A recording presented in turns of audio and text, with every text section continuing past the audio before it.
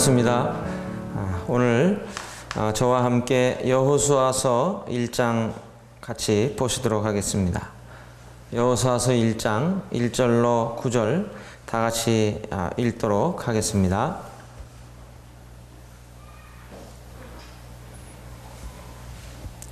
여호수아서 1장 1절로 9절입니다.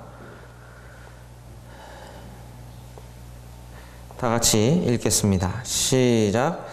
여호와의 종 모세가 죽은 후에 여호와께서 모세의 수종자 눈의 아들 여호수아에게 말씀하여 이르시되 내 종 모세가 죽었으니 이제 너는 이 모든 백성과 더불어 일어나 이 요단을 건너 내가 그들 곧 이스라엘 자손에게 주는 그 땅으로 가라. 내가 모세에게 말한 바와 같이 너희 발바닥으로 밟는 곳은 모두 내가 너희에게 주었노니 곧 광야와 이 레바논에서부터 큰 강 곧 유브라데 강까지 해쪽 속의 온 땅과 또 해 치는 쪽 대해까지 너희의 영토가 되리라. 내 평생에 너를 능히 대적할 자가 없으리니 내가 모세와 함께 있었던 것 같이 너와 함께 있을 것임이니라. 내가 너를 떠나지 아니하며 버리지 아니하리니 강하고 담대하라. 너는 내가 그들의 조상에게 맹세하여 그들에게 주리라 한 땅을 이 백성에게 차지하게 하리라.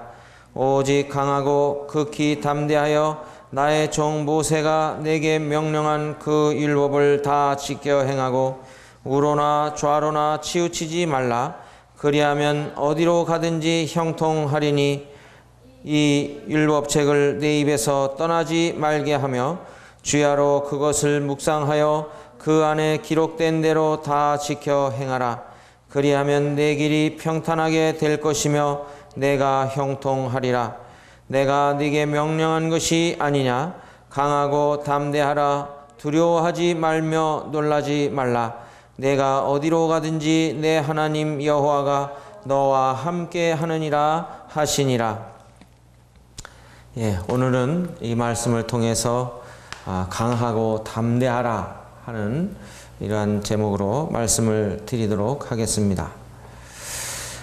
얼마 전에 신공항 건설 백지화로 대통령이 직접 공약을 어긴 점에 대해 언급하면서 국익에 반하는 정책은 하지 않겠다고 한 점에 대해 여론의 비판이 일고 있습니다.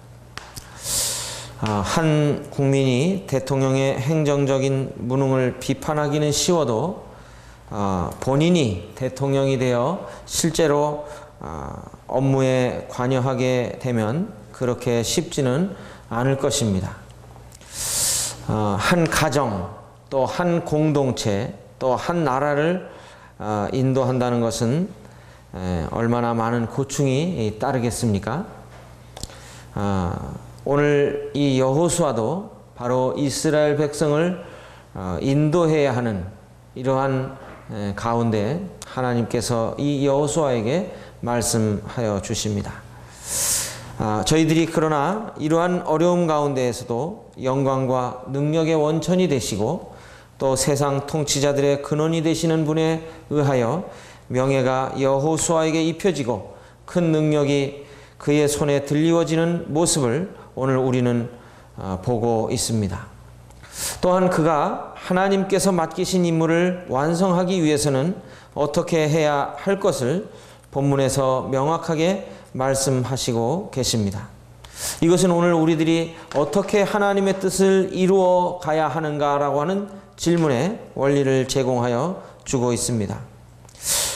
아마도 그 모세에게 말씀하실 때처럼 하나님께서는 여호수아를 향하여 말씀하시는데 그에게 더 큰 힘을 주시고자 직접 말씀하시는 것을 오늘 이 말씀을 통해 알 수 있습니다. 여호수아라고 하는 것은 여호와의 구원, 여호와께서 구원하시다라는 뜻으로 헬라어로는 예수 곧 구주가 됩니다. 조금 후에 저희들이 살펴보겠습니다만 여호수아는 예수님을 예표하는 구약의 인물 중에 한 사람입니다. 겸손하게 하나님의 일을 열심을 다한 점, 또 올바른 것을 위해 불의와 타협하지 않고 용기와 인내로 끝내 승리한 점, 또 백성을 죽음의 땅으로부터 풍요와 생명이 깃든 약속의 땅으로 인도한 점 등은 예수님의 성품과 사역을 잘 묘사해 주고 있는 것입니다. 그럼에도 불구하고 여호수아는 우리와 성정이 똑같은 사람이라고 하는 사실입니다. 오늘 저희들이 이 여호수아의 부르심에 대하여 살펴보도록 하겠습니다. 여기 1절을 먼저 보시면 여호와의 종 모세가 죽은 후에 여호와께서 모세의 수종자 눈의 아들 여호수아에게 말씀하여 이르시되, 이렇게 말씀하시고 있습니다. 여호수아는 모세가 생전 당시에 정식으로 임명식을 가졌기 때문에 모세가 죽고 나서 바로 그 통치권을 한 몸에 떠맡게 됩니다. 죽은 모세를 위하여 애곡하는 날 30일이 차기 전까지는 하나님께서 그에게 가나안으로의 진군 명령을 내리지 않으셨습니다. 그것은 백성에게 지도자를 잃은 이를 슬퍼할 시간을 줄 뿐 아니라 그들로 하여금 모세에 대한 자기들의 잘못을 회개할 수 있는 시간을 주기 위해서였을 것입니다. 그들은 모세의 생존 당시에 얼마나 많은 원망과 불평으로 하나님을 대적하고 모세를 대적했습니까? 그래서 바로 이 모세의 죽음을 통해서 자기들의 지나온 그 과정을 살펴보고 반성하면서 이제 새로운 길을 가야 하는 이러한 시점에서 새로운 마음의 다짐을 갖도록 하시기 위해서 주님께서 이렇게 말씀하신 것이라 믿습니다. 부르심을 받기 전에 여호수아의 모습을 보게 되면 그 여호수아가 출애굽기에서 여러 장면이 있습니다. 먼저 출애굽기 17장에서 아말렉과의 그 전투를 진두지휘하는 이러한 모습으로 나타납니다. 그래서 그 아말렉을 쳐 부수는데 앞장서서 그 이스라엘 군사들과 함께 이 아말렉을 공격하고 또 부수는데 1등 공신으로 나타나는 모습을 봅니다. 또 두 번째로 모세가 시내산에서 율법을 전달받을 때 함께 그 산에 오르는 것을 출애굽기 24장에서 살펴볼 수가 있습니다. 또 세 번째로 모세를 도와 회막에서 시중하는 모습이 출애굽기 33장에 나타나고 있습니다. 또 네 번째로는 민수기 13장에 가나안 12정탐꾼 중 하나로 나타나고 있습니다. 바로 이 여호수아는 이렇게 자주 등장하는 가운데 그의 믿음과 또 그의 충성도와 그의 모든 그 삶의 모습과 또 사역의 모습 속에서 참 모세를 이어 하나님의 일을 또 이스라엘 백성들을 가나안 땅으로 인도하는데 참 그가 성실하게 임할 것을 저희들이 이 모습을 통해 보면 알 수가 있습니다. 모세는 바로 이 여호수아를 업무 보좌관으로 채용을 해서 그 여호수아가 모세의 시종으로 일했던 모습을 봅니다. 바로 이 시종이라고 하는 것은 그의 지시를 따르는 일꾼이라고 하는 뜻이 있습니다. 여호수아는 자기의 뜻과 의지를 따라 모세를 도우는 것이 아니라 모세가 시키는 대로 모세의 명령대로 그 모든 일들을 충성스럽게 감당한 모습을 봅니다. 그래서 그는 오랫동안 업무 경력을 모세와 함께 일하면서 쌓았습니다. 전투에도 참여하였고 또 모세의 옆에서 백성들을 인도하는 모세의 실무적인 일들도 담당하는 이런 경험을 하였습니다. 참 이러한 것들은 사소한 것 같고 아무것도 아닌 것 같지만 나중에 그가 모든 일을 맡아 이스라엘 백성들을 인도하는 일을 할 때 굉장히 중요한 경험으로 다가오게 됩니다. 저희들이 교회 안에서 사소한 일 같지만 이러한 일들을 우리들이 주님의 일로 생각하고 또 주님을 기쁘시게 하는 일로 생각하는 가운데 이러한 모든 일들을 성실하게 감당한다고 한다면 우리들은 어떠한 일도 또한 감당할 수가 있을 것입니다. 그래서 주님께서는 작은 일에 충성하는 자가 큰 일에도 충성한다고 말씀하시는 것입니다. 또한 이 여호수아는 복종과 명령에 움직이는 가운데 훈련을 받았습니다. 여러분, 복종이 쉽습니까? 어렵습니까? 쉽지 않습니다. 그러나 이 복종은 이제 통치자로 임명돼서 그 일을 감당하기에 앞서서 필수적으로 배워야 할 덕목인 것입니다. 우리 베드로전서 5장 5절을 함께 보도록 하겠습니다. 베드로전서 5장 5절 말씀입니다.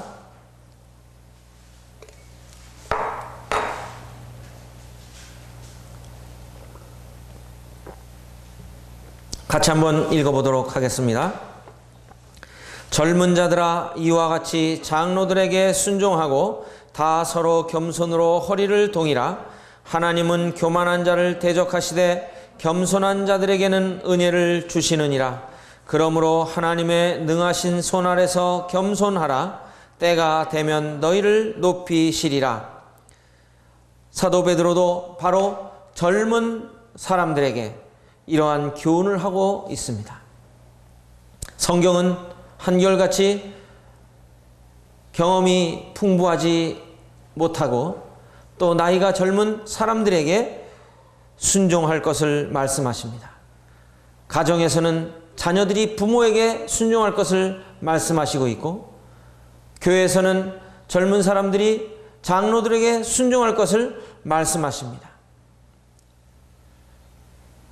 이러한 겸손의 덕목, 또 순종의 덕목을 배우게 하시는 것은 더 크신 하나님을 순종하기 전에 이 젊은 이들이 배워야 할 아주 중요한 요건이기 때문에 그런 것입니다. 여기 성경에 보면 순종하고 겸손으로 자신을 허리를 동일 때 하나님께서는 크신 은혜를 베푸실 것이라고 말씀하십니다. 하나님의 능하신 손 아래서 겸손할 때 때가 되면 우리를 높이시는 것입니다.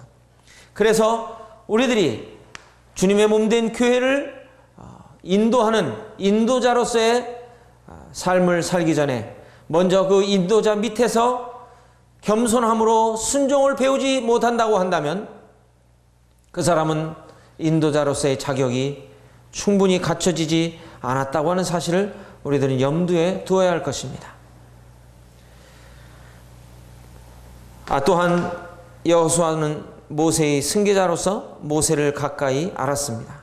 그래서 그와 같은 조처를 취할 수 있었고요. 또 모세와 같은 정신으로 행하고 모세와 같은 일을 수행하기에 넉넉하였습니다.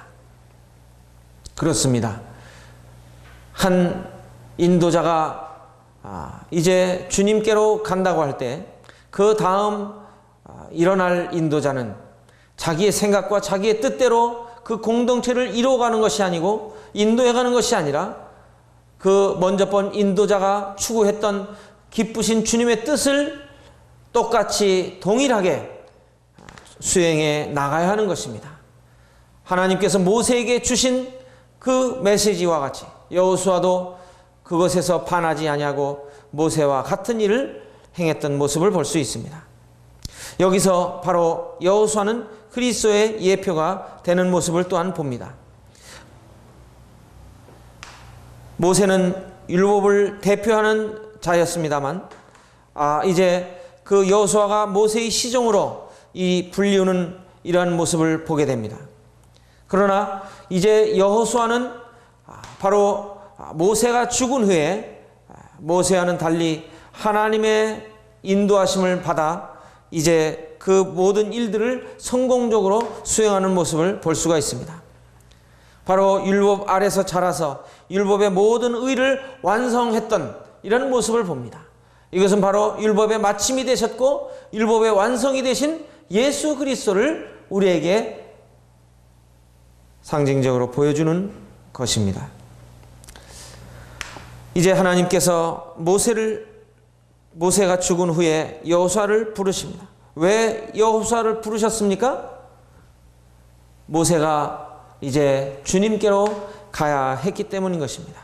모세는 하나님의 종으로서 자기의 일을 마친 후에 죽어서 자기 수고를 마치고 주님의 기쁨으로 들어갔습니다. 이제는 그 살아있는 백성들을 다시 인도해야 할 인도자가 필요했는데, 바로 이런 점에서 모세가 모세의 뒤를 이어 이제 그 일을 해야만 했던 것입니다. 어떤 일을 합니까? 여기 보게 되면 2절에 이제 너는 이 모든 백성과 더불어 일어나. 모세는 죽었지만 일은 어떻게 해야 됩니까? 중단되어지는 것이 아니라 계속되어져야 하는 것입니다. 그러므로 일에 착수하라고 하나님께서 말씀하십니다. 하나님께서는 하실 일이 있을 경우에 그 일을 수행하기에 적합한 방편을 찾거나 조성하실 것입니다. 종 모세는 죽었지만 하나님은 그렇지 않으십니다. 하나님은 영원히 살아계신 분이십니다. 그래서 모세가 죽었으므로 따라서 그 일을 그의 후계자인 네게 맡긴다. 살아계신 하나님께서 이렇게 말씀하시는 것입니다. 여호수아는 일어나 모세가 시작한 일을 마쳐야 되는 것입니다. 이와 같이 후 세대는 전 세대의 수고에 참여하게 되는 것입니다. 만일 오늘 이 구리교회도 이제 인도하는 인도자가 하나님께로 간다고 한다면 바로 그 다음에 이제 이 일을 맡아서 행해야 할 인도자가 일어나는 것입니다. 하나님의 일은 주님 오시는 그날까지 쉼 없이 계속 되어져야만 하는 것입니다. 사람은 하나님께 가지만 하나님은 영원하신 분이시기 때문에 또 다른 사람을 통해서 이 일을 이루시는 것입니다. 그렇기 때문에 이 주님의 몸된 교회 안에서는 어른도 필요하고 또 청년들도 필요하고 어린 아이들도 필요한 것입니다. 왜냐하면 주님의 이 복음과 그 사역은 주님 오시는 그날까지 계속 이루어져야 하는 이런 필연적인 일 때문에 그런 것입니다. 또한 이 여호수아를 통해서 이 여호수아가 우리의 여호수아가 되시는 이 그리스도께서는 모세의 율법이 결코 할 수 없었던 일을 우리를 위해서 하시는 모습을 봅니다. 그것은 바로 사도행전 13장에 말씀하시는 대로 의롭게 하시고 또 로마서 8장 3절에 거룩해 하시는 일입니다. 모세의 생애는 여호수아를 위해 길을 내어 주었고요, 여호수아가 해야 할 일들을 백성을 위해 준비시켰습니다. 이와 같이 율법은 우리를 그리스도께로 이끌어주는 몽학선생이라고 이렇게 성경에 말씀하시고 있습니다. 하나님께서는 이 여호수아에게 2절에 이렇게 말씀하십니다. 일어나 이 요단을 건너 내가 그들 곧 이스라엘 자손에게 주는 그 땅으로 가라고 말씀하십니다. 네 눈에 보이는 이 강물이 그 언덕에 넘치는 이 강을 건너라. 이것은 여호수아의 믿음에 대한 시험이었습니다. 그에게는 백성을 수송할 만한 배나 다리가 없었습니다. 그럼에도 불구하고 그는 그 명령을 내리신 하나님께서 백성을 위하여 길을 열어주실 것이라 믿어야만 했습니다. 요단강을 건너야만 가나안에 들어갈 수가 있는 것입니다. 아브라함에게 약속하신 말씀을 마침내 성취하시는 하나님의 강력한 의지를 간접적으로 시사하는 말씀으로 하나님의 신실하심을 볼 수 있습니다.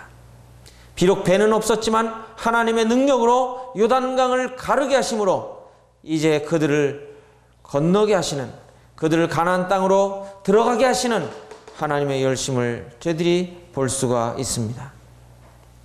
하나님께서는 이제 바로 조상들에게 약속하실 때에는 내가 그 땅을 주리라 하고 말씀하셨지만 이제 거의 4세대나 지나간 지금 그 약속을 성취할 때가 왔기 때문에 3절에 보시면 뭐라고 말씀하십니까?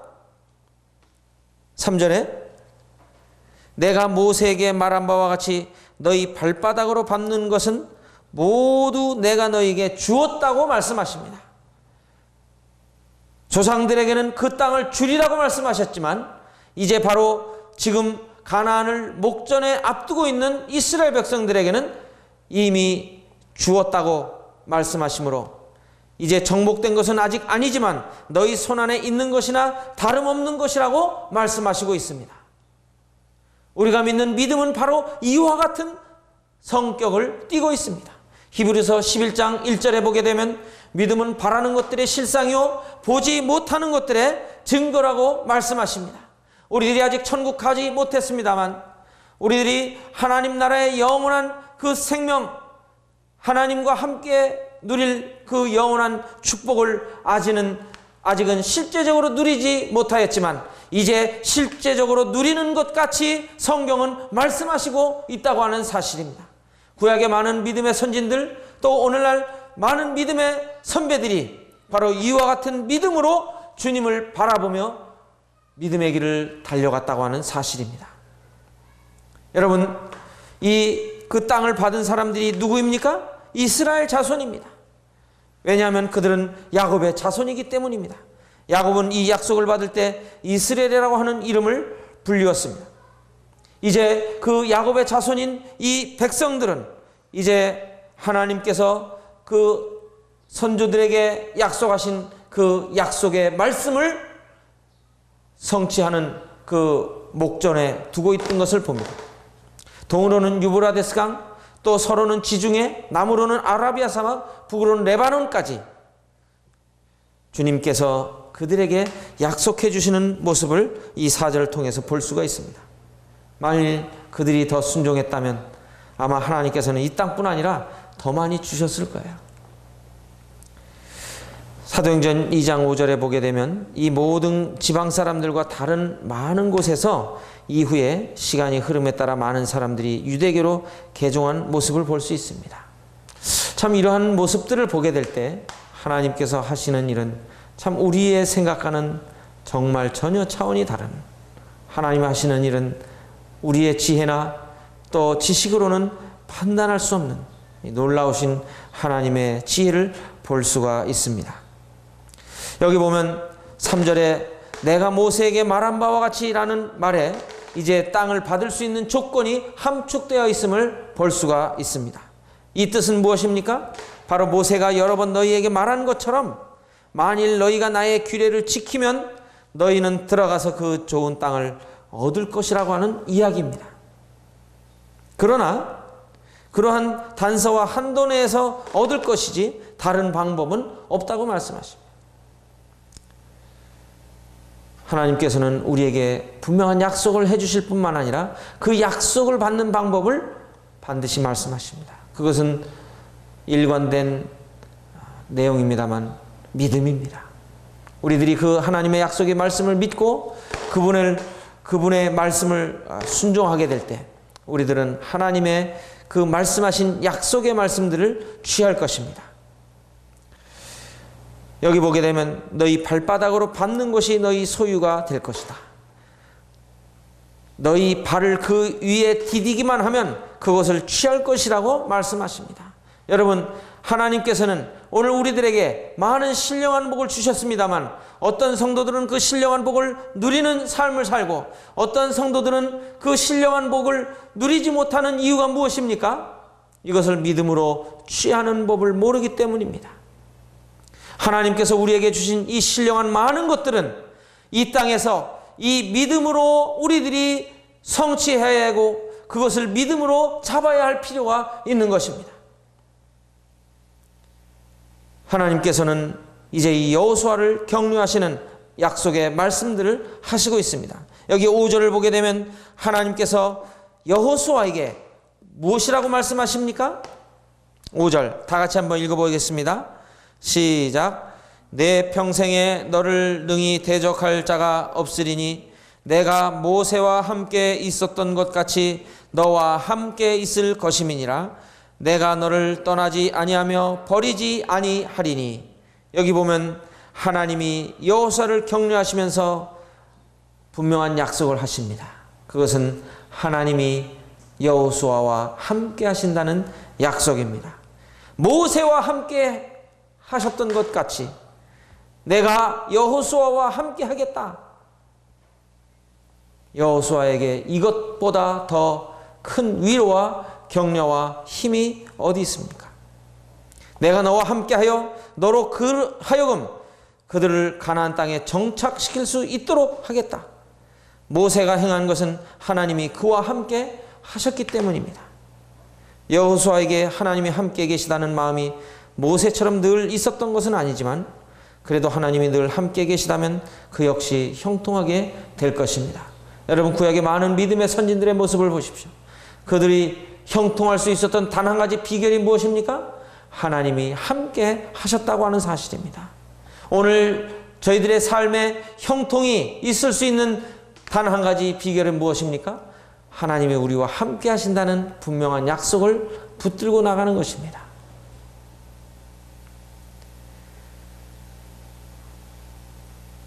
이제 막 피어오르는 사역자들이나 또 그리스도인들에게 있어서 그들 선배들에게 충족했던 바로 그 은혜를 활용할 때 자기들도 역시 결핍되지 않을 거라고 하는 사실은 큰 위로가 됩니다. 여러분, 우리보다 먼저 믿음의 삶을 살고 간 선배들의 모습을 보십시오. 그들은 한결같이 영적으로 풍성한 삶을 경험하고 또 하나님의 약속의 말씀들을 붙들고 믿음으로 걸어갔습니다. 그들의 위인전기나 그들의 그 어떤 생애를 읽어보게 되면 참 그들의 하나님으로부터 받은 그 신령한 것들로 인해 우리들은 부러워합니다. 그러나 그들이 그러한 삶을 살았던 것 같이 하나님께서 오늘 우리에게도 그러한 약속을 하신다고 하는 사실을 우리들이 분명히 믿음으로 받아들일 때 우리들도 그와 같은 삶을 살 수가 있을 것입니다. 여기 계신 모든 형제 자매님들이 하나님이 함께 하심으로 말미암아 하나님께서 그 구약의 믿음의 선배들에게 주신 또 신약에서도 우리들보다 먼저 살다 간 이 믿음의 선배들에게 주신 이 신령한 축복을 누리는 경험을 하시게 되기를 바랍니다. 또한 두 번째로 5절에 보면 하나님의 함께 하심이 어떻게 하십니까? 결코 그를 떠나지 않을 것이라고 말씀하십니다. 여러분, 이것보다 더 확실한 말씀이 있어요. 함께 하실 뿐만 아니라 내가 너를 떠나지 아니하며 버리지 아니한다고 하는 사실입니다. 모세도 그에게 이 사실을 확신시켜주는 것을 봅니다. 신명기 31장 8절에 보게 되면 모세도 바로 여호수아에게 하나님이 너를 떠나지 아니하고 버리지 아니할 것을 말씀하였습니다. 곧 이제 모세는 여호수아를 떠나야 하지만 하나님은 결코 떠나지 않으신다는 것이었습니다. 우리 역시 우리가 주와 함께 있는 동안 주님 역시 우리와 함께 하신다는 확신을 갖게 됩니다. 여기 여호수아에게 하신 약속을 모든 신자들에게도 성도들에게도 적용되는 것입니다. 또한 그뿐만이 아닙니다. 너의 평생에 너를 등이 당할 자가 없으리라고 말씀하십니다. 하나님을 자기 편으로 삼은 자를 당할 사람은 없습니다. 여러분들이 하나님 편이 되신다면 하나님께서 여러분의 편이 되어주시고 이제 능히 당할 자가 없을 것임을 우리들은 확신할 수가 있습니다. 과연 그렇지 않습니까? 여호수아가 가나안 땅에 들어가서 백전백승한 이런 모습을 보면 알 수 있지 않습니까? 우리 신약에서도 보면 로마서 8장에 만일 하나님이 우리를 위하시면 누가 우리를 대적하리요라고 이렇게 사도 바울은 외치고 있습니다. 만일 하나님이 우리를 위하시면 누가 우리를 대적하리요?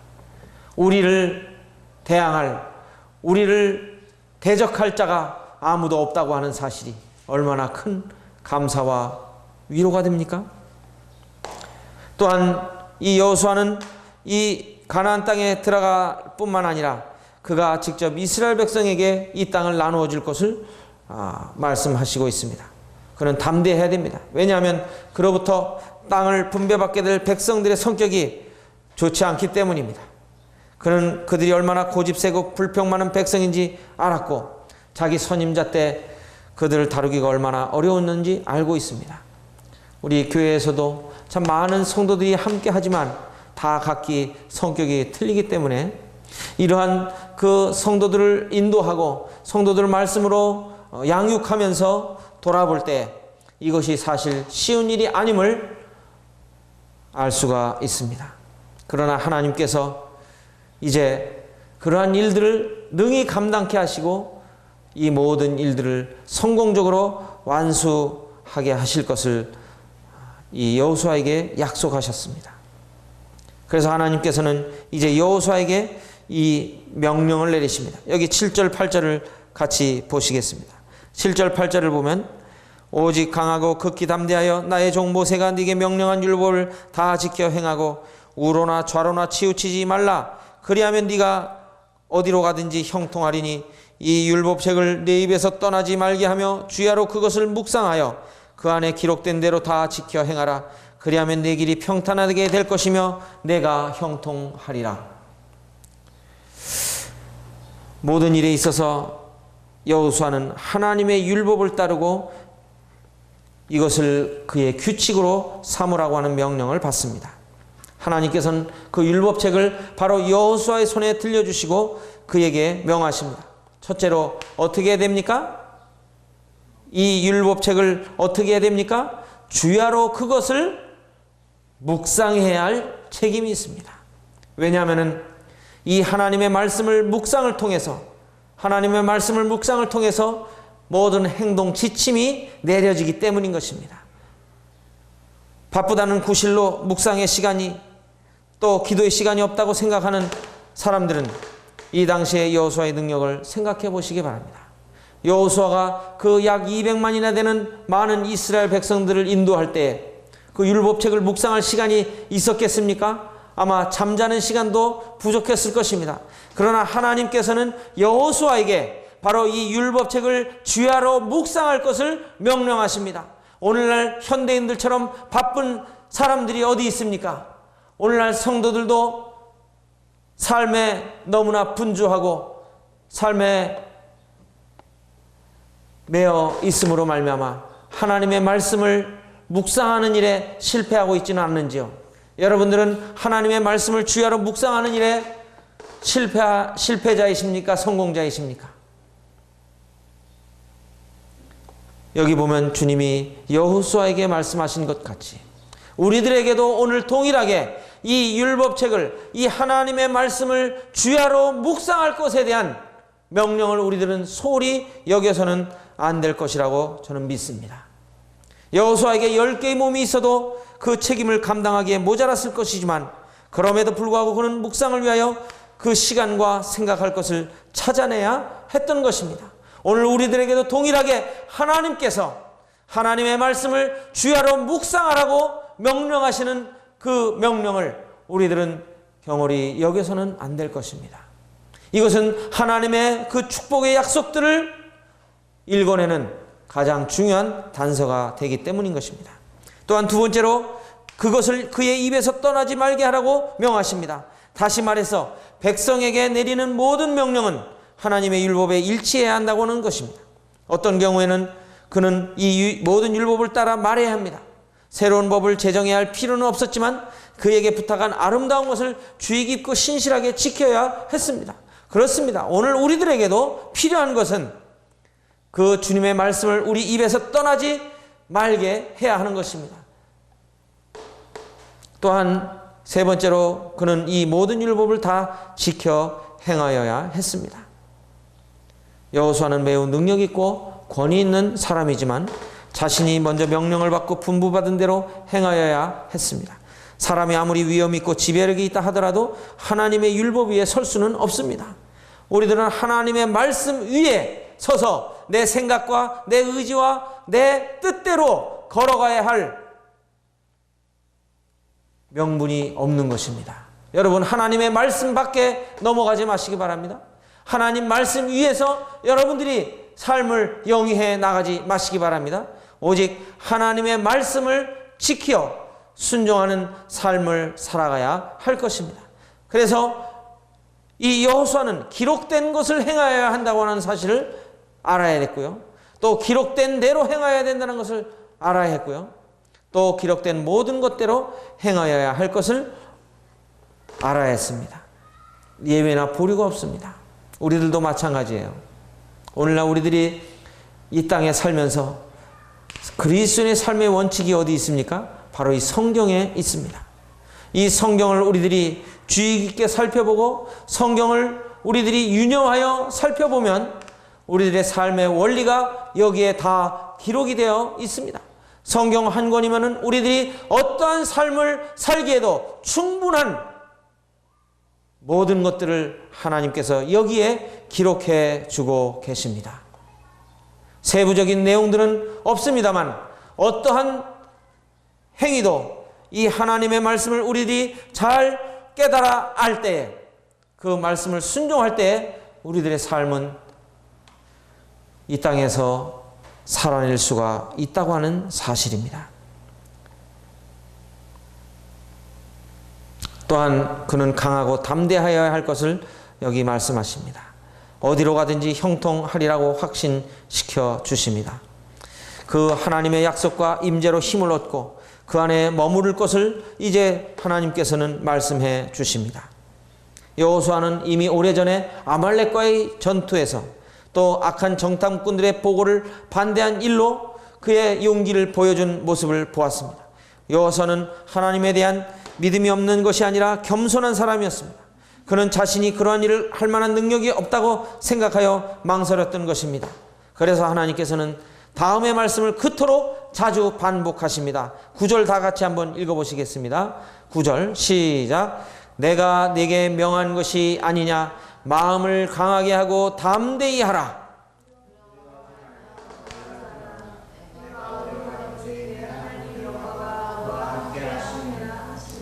예, 여기 보시는 대로 주님께서는 이 여호수아에게 마음을 강하게 하고 담대히 할 것을 말씀하십니다. 하나님께서는 그가 어디로 가든지 하나님이 함께 하실 것을 다시 재반복적으로 약속해 주셨습니다. 내가 네게 명하는 것이 아니냐. 그러므로 내가 너를 도와 성공하게 하고 너를 받아주고 보상해 주겠다 라고 하는 하나님의 말씀을 우리들이 듣기만 한다고 한다면 우리에게는 한없는 용기와 힘을 갖게 될 것입니다. 오늘 여기 계신 모든 분들이 여호수아에게 말씀하신 하나님의 약속의 말씀과 명령을 우리들의 삶 속에 적용한다면 이 세상에 어디를 가도 또 무엇을 하도 우리들은 주님을 의지함으로 강하고 담대한 가운데 이 믿음의 길을 걸어갈 수가 있을 것입니다. 여기 계신 하나님의 말씀을 들으신 여기 형제 자매님들이 바로 이 여호수아에게 주신 약속의 말씀이 바로 저와 여러분에게 주신 약속의 말씀이 되며 또 명령의 말씀이 되어서 이 하나님의 말씀을 순종할 때 이 순종하는 자들에게 주시는 하나님의 그 능력과 은혜를 경험하는 이런 복된 시간이 되시기를 바랍니다. 기도하겠습니다. 아버지 하나님, 여호수아에게 말씀하신 이 말씀이 오늘 저희들에게도 들려주신 말씀으로 믿습니다. 강하고 담대하라. 내가 너와 함께 하겠다고 말씀하신 대로 오늘 참 이 세상의 여러 가지 어려운 문제들과 또 난해한 문제들로 힘들어하고 고통스러워하고 불안에 떨고 있는 저희들을 향하여 주님이 주신 말씀이라 믿습니다. 참 저희들이 주님이 명령대로 이 주님의 말씀을 주야로 묵상하고 어디로 가든지 그 말씀을 지켜 순종할 때에 그 길이 가장 안전한 길이며 보장받는 길임을 저희들이 이 시간 생각하게 되옵나이다. 오늘 여기 계신 모든 분들이 하나님의 말씀을 주야로 묵상하고 그 말씀을 순종함으로 말미암아 여호수아가 가졌던 그 승리의 모습들이 저희의 삶에서 나타나게 되어지는 이러한 놀라운 은혜가 넘치게 하여 주시옵소서. 주께 감사하며 예수님 이름으로 기도하였습니다.